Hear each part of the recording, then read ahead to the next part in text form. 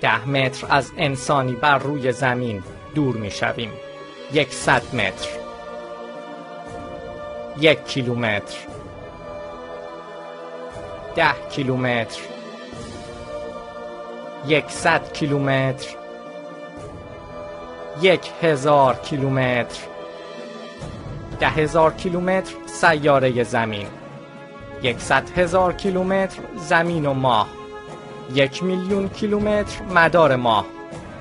10 میلیون کیلومتر همسایگان نزدیک زمین، 100 میلیون کیلومتر درون منظومه ما، 1 میلیارد کیلومتر از منظومه خارج می شویم، 10 میلیارد کیلومتر کمربند کویپر، 100 میلیارد کیلومتر سیارات کوتوله، 1 تریلیارد کیلومتر داخل ابر اورت، 1 سال نوری خروج از ابر اورت، 10 سال نوری مجموعه ستارگان،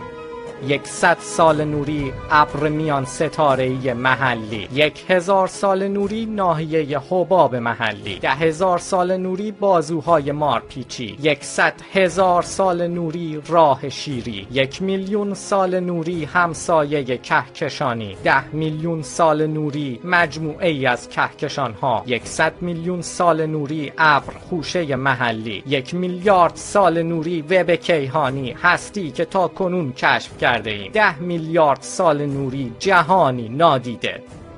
و حالا به سوی زمین خودمان باز می‌گردیم.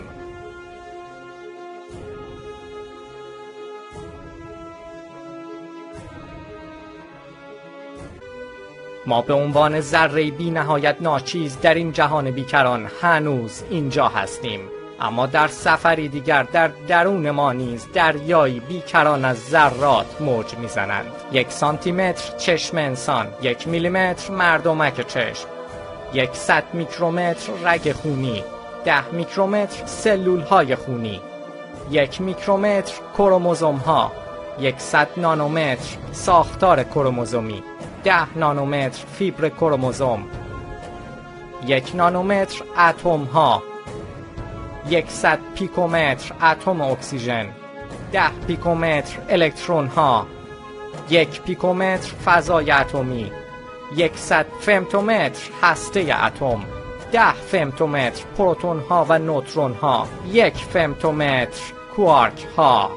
و باز می‌گردیم.